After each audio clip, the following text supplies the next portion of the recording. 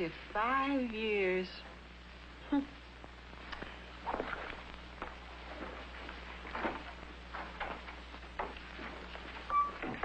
George, do you know what next Tuesday is? Next Tuesday, yeah. Oh, yeah. Do you know what it is? Yes, but do you? Oh, sure. What is it? Well, honey, you tell me. I want to just make sure that you haven't forgotten. It's our 25th wedding anniversary. Yeah, the 25th wedding anniversary. Just waiting to see, honey, if you remembered. Well, imagine. You and I have been married 25 years. Yep. You're a pretty lucky girl, all right. I found our old photograph album. What is this here? Oh, that's a rose from the wedding bouquet you gave me. Yeah, them artificial flowers sure do hold up, don't they? Look, our wedding picture.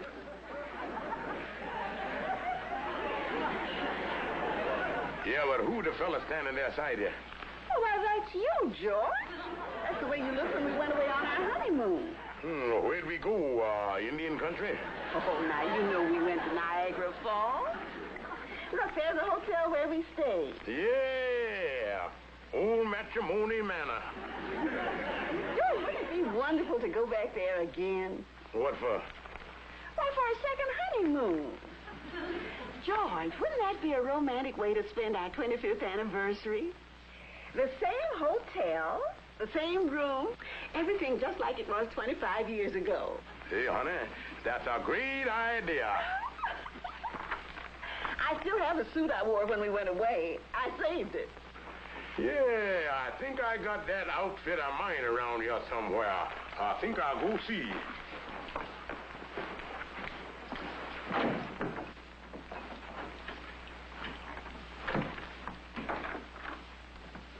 Yeah, look at that thing. Seemed like I seen it here a couple of weeks ago.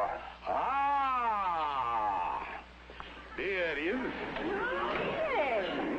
Hey, let me try that thing on. All right, I'll help you.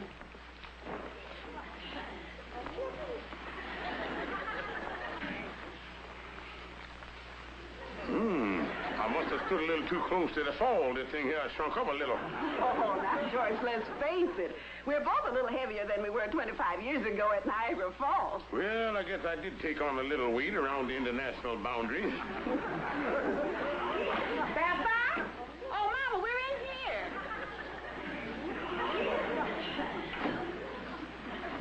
Hello, Sapphire. Hello, Mama. Now, look, Mama, don't start nothing. Me and Sapphire are just hauling Cupid out of the mothballs, Mama. Do you know I've decided to celebrate this year 25th anniversary? You're gonna get a job. Oh, no, this is going to be a happy... what I mean, me and Sapphire decided we're going to have a second honeymoon, and we're going to Niagara Falls. The same hotel, the same room, everything just like it was 25 years ago. Yeah, I better be getting down to the station to get the railroad tickets. Uh-oh. Something wrong, George? Look, Mama, I a little short. Would you advance me the money to get them tickets? Yeah, just like it was 25 years ago.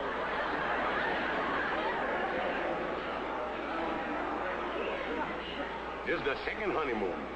That's the reason I want the same car and the same seats, just like it was 25 years ago. Well, though.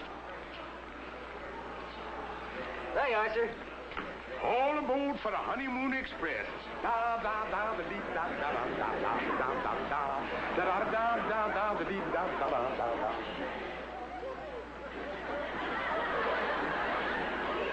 Well, and if I do say so myself, I look better than I did 25 years ago. Oh, be careful, Mr. Stevens. That jacket's just basted. Yeah, I bet you had to do a major construction job to get that thing to fit. Oh, I had to add a little material, and I moved the buttons over a little. If you move them buttons over any further, you're going to have to sew them to his stomach. Oh, that's all right, boys. Go ahead and laugh it up. A fella expects a little joshing on his honeymoon, but you make sure and have these clothes ordered up by Tuesday. Oh, don't worry. They'll be ready. Yeah, I got the clothes, I got the ticket, and I got the bride. And Tuesday, me and Sapphire take off on a second honeymoon. Yeah, but Kingfish, you ain't really gonna wear that outfit, is you? And why not? Well, you too old for that cakewalking outfit. Look, Andy, I wore this 25 years ago, and I can wear it again today. A man is just as young as he feels. See,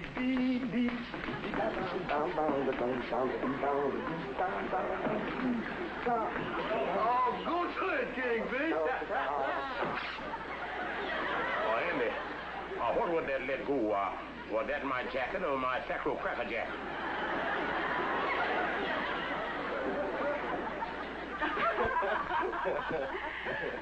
Oh, that must be George now. I'm so glad you waited until he came. I want you both to meet him.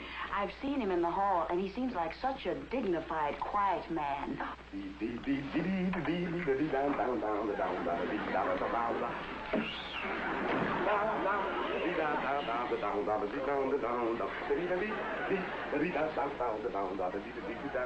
Hey. Ooh, excuse me, I didn't know we had company. George. Just getting into the honeymoon spirit, honey.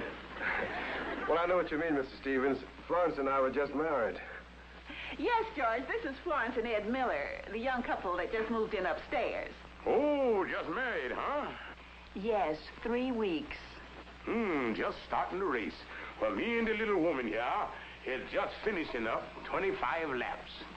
Yes, we know. And congratulations. Florence and Ed are going to feed our goldfish for us while we're away on our honeymoon. Oh, that's quite neighborly. Oh, we're glad to do it. Well, we've got to be running along. Yeah, thank you. Thank you very much. So nice of you to stop in. Thank you. Yeah, and we'll be seeing you. Bye. Goodbye. I think the cutest couple, George. Yeah, honey. They remind me a little bit of me and you 25 years ago. Well, I only hope they'll be as happy as we've been. Well, they will if the boy has as much patience as I've had. What do you mean? Well, the ability to give and take, see the other fella's point of view, two sides to every question and all that stuff. Well, yes, a successful marriage is a 50-50 proposition, all right. Yeah, 50 here and 50 there. It's the childish and little arguments that break up a marriage. Yeah, that kid stuff, it caused all the trouble, all right. If it hadn't been for a childish quarrel I had with Henry Foster, we might never have met. Yeah, I remember you telling me about you blowing your top at him and then went for a walk in the park to cool off. And there you were sitting on a park bench. Yeah, and you come along and dropped your handkerchief to attract my attention. Oh, no, George. You tipped your hat to me and asked me what time it was. I didn't even see you before that. Honey, your memory's slipping a little there. It's as clear as if it was yesterday. You made the first move. You asked me what time it was. Well, if I asked you what time it was because I couldn't see the tower clock on account of you waving that handkerchief around in front of my eyes before you dropped it. I did not drop any handkerchief. Now, look, I was sitting there on that bench just like that, and you come a-walking by. Oh, you was a-walking, and you spotted me sitting there, and you stopped, and your eyes bugged out at my handsomeness, like that. And then you opened your purse, and you took out your handkerchief, and you waved it all around in front of my eyes, and then you dropped it on the ground. It was pretty corny, but it worked. George Stevens, that's not true. You asked me for the time. You dropped the handkerchief. I did not. You did too. Well, to you. All right, if that's the way you feel about it, you can just forget about the second honeymoon. Well, that's fine with me, and I don't want to go on no second honeymoon with no woman who forgot how she met her husband. And there's your sentimental anniversary present.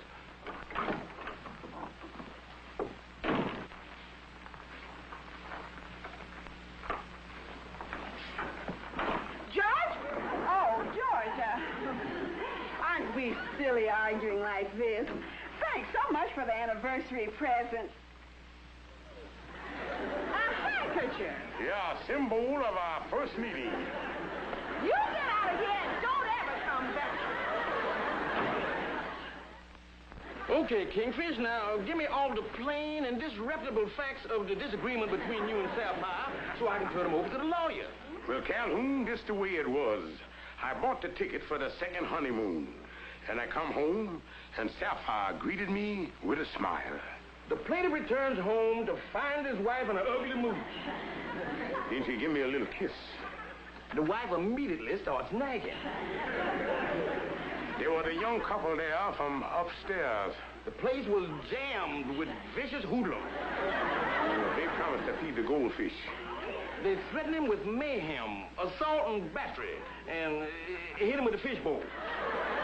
Calhoun, will you please write down what I say? I is, Kingfish, I is. I'm just putting it down in legal language, that's all. Now proceed. Now, like I was saying... Hello, Kingfish. Hi, Calhoun. Hello, Andy. Hello, Amos. Kingfish, I got the rice and old shoes to throw at you when you take off on your second honeymoon. Well, you know... Don't forget to throw the old shoes back. They're the only pair I got. I'll take you and Sapphire down to the station in the cab, Kingfish. Thanks, Amos. But there ain't gonna be no second honeymoon. Well, what happened? Well, according to the facts in the case of Stevens versus Stevens, the Kingfish being the first Stevens before the versus preceding the second Stevens, the plaintiff entered into a matrimonial disagreement in which ended in him being the victim of a cruel and merciless beating. You and Sapphire have a fight? Why, it's an open and shut case. The Kingfish opened his mouth and Sapphire shut it for him. Well, everything was going along fine until the argument started about how we met. The next thing I knowed, I was out in the hall with my hat in my hand. Waiting for the ambulance. Calhoun, please quit putting words in my mouth. You mean you and Sapphire split up over a little thing like that? It wasn't no little thing, Amos. She said that I was sitting on a bench in a park, and she come along. And you stopped her and asked for the time. And she dropped. I did. That's right, Kingfish. You done bored us with that story a couple of dozen times. Now, where did that handkerchief come in there? You spread the handkerchief out on the bench so she could sit down. At least that's what you've been telling us. Okay, Kingfish. What happened after the hoodlums pushed you out the window? Calhoun, will you please get out of here? Some days a man can't make a nickel. Now, look, Kingfish, this is childish. Arguing when you're getting ready to celebrate your 25th anniversary. And you two going off on your second honeymoon. What I gonna do? Sapphire pretty mad. Well, go home, apologize. Sapphire will forgive you and everything will be all right. Amos, I think you're right. I know I'm right. What's that for? Just in case you ain't.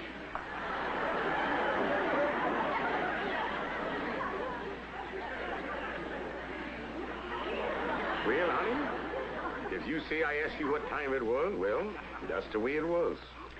Oh, George, you know, I think that's why our marriage has lasted so long.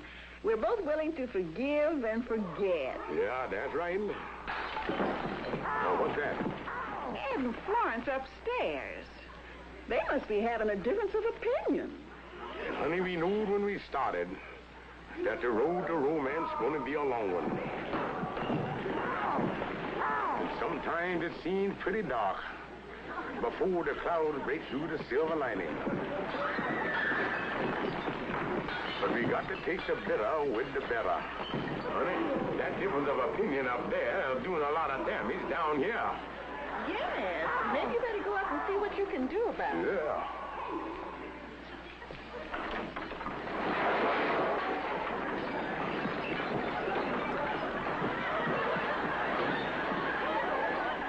Now, let's all have some coffee and talk it over. Yeah, tell us what set off this spontaneous contusion. Well, he said that I was... Oh, back, single file, one at a time. Well, I guess we've been getting on each other's nerves. How? Oh, little things. It started this morning at breakfast.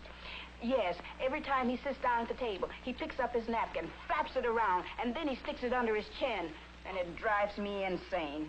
How about you? The minute you pick up a piece of toast, you start scraping it. Scrape, scrape, scrape. And what about you? Now, wait. With the scraping and the banging and the clattering, breakfast at your house must sound like a Spike Jones record. You're both being silly. Those are the childish little things you've got to overlook in a marriage. Well, I guess so. Well, they don't sound very important. Yeah, now, boy, go on, give her a little kiss there, and make up and live happy ever after.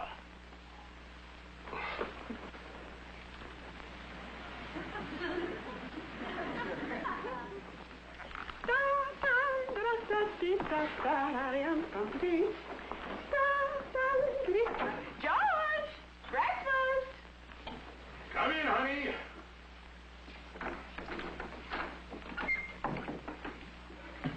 Hello, Georgie. Good morning, darling. Well, it's kind of quiet up there. The lovebirds must be having a happy breakfast. Yes. I guess we show them how silly it is to let little things interfere with their happiness. Yeah, you got to overlook the little things. George, do you always have to flap that napkin around and tuck it under your chin? Well, I never noticed that I did.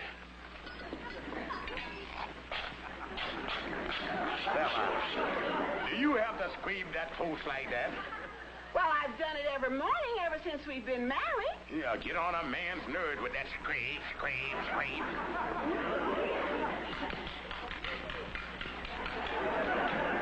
George, will you please stop banging on that egg? And you have to make all that racket when you stir with that clatter, clatter, clatter. You do plenty of things that get on my nerves. Like what?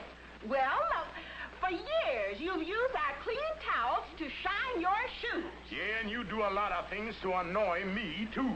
Like what? Well, by hanging your stockings all over the bathroom. Sometimes there's so many of them I can't get to the tub. Well, what about the way you squeeze the toothpaste tube? Yeah, and what about the way you leave your hairpins scattered all over the house? Who snores all night? Well, you don't bother me with that no more. Well, if I'm so unbearable, you don't have to put up with it. Yeah, and if I'm so unbearable, you don't have to put up with me neither. And that's the end of the second honeymoon and the first marriage.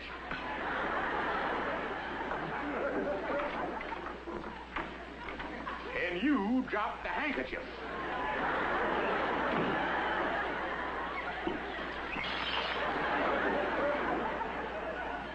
Yeah, that's what happened. And the Kingfish and Sapphires really busted up this time. That's terrible. Yeah, Ruby, and after 25 years, it just don't seem possible. The whole thing started when the Kingfish stuck his napkin under his chin and Sapphire scraped the toast. Yeah, it seems silly, people getting upset over little things like that.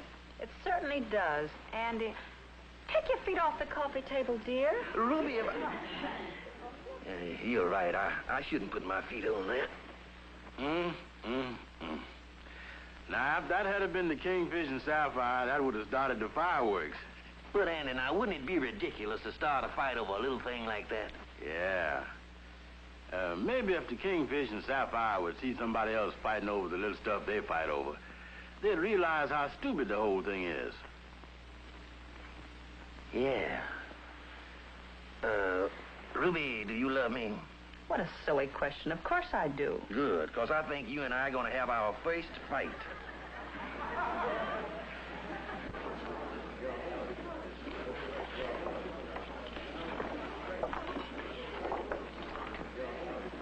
Are you sure Sapphire's coming? Yes, when I invited her, I told her to be here at 7:45. Well, I told the Kingfish 8 o'clock. I wouldn't want them to meet outside or they'd never come in. Oh, hello, Sapphire. Hello, Amos. Hello, Ruby. Would you sit down? Oh, thank you. It's awfully nice of you to invite me out tonight. Would have been kind of hard staying home alone, especially tonight. Oh, yes, and this would have been your 25th anniversary. Yes, if it hadn't been for that stupid, stubborn... Oh? I done lost my appetite. I'll see you later. Sit down, Kingfish. I will if I can sit with my back to the table. Now, you stop that. If you don't want to talk to Sapphire, you don't have to. Well, that's fine with me, because I certainly don't want to talk to him.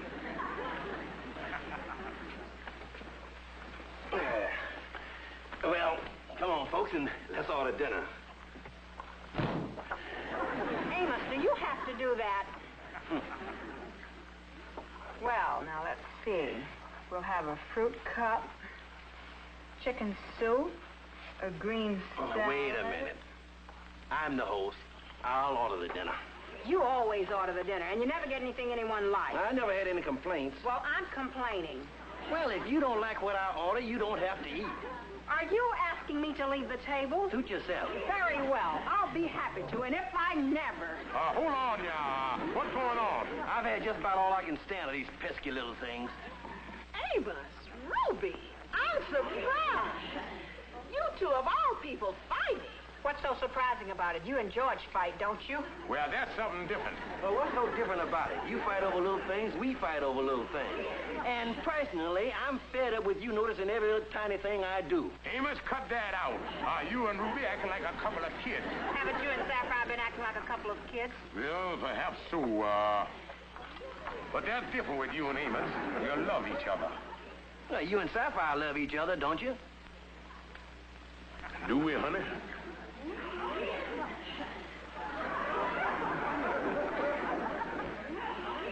Of course we love each other. And we've been married 25 years today, and we're going on our second honeymoon. Sapphire, we better hurry, or we're going to miss our train. We'll make it, George. We'll see you in a couple of weeks, and don't fight no more. Oh, George, I'm so happy. Yeah, and I'm happy too, honey. And everything's going to be all right now. I done forgot my glasses. Well, I'll go get them for you. That worked perfectly, Amos. You're a good actor. Oh, you're pretty good yourself. They never even suspected that we staged that little fight just to bring them back together. Well, so you and Amos and Ruby staged the whole thing. What are you talking about?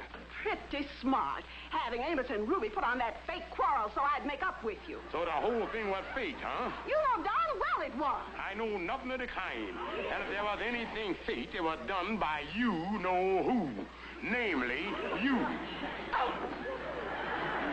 Oh, Kingfish, I'm glad you're still here. You forgot your glasses. Thanks, Amos. I'll be seeing you.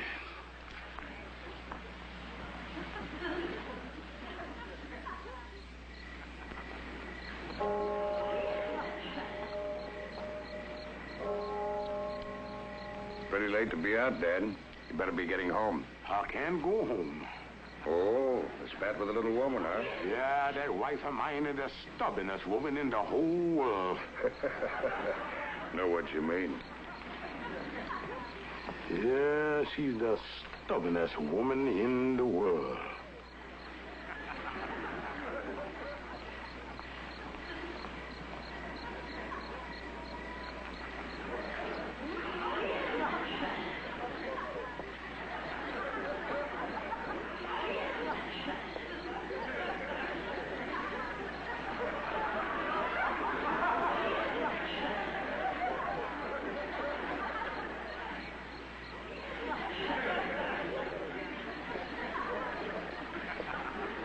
Excuse me, but you dropped your handkerchief. Oh, thank you. By the way, beautiful, what time is it?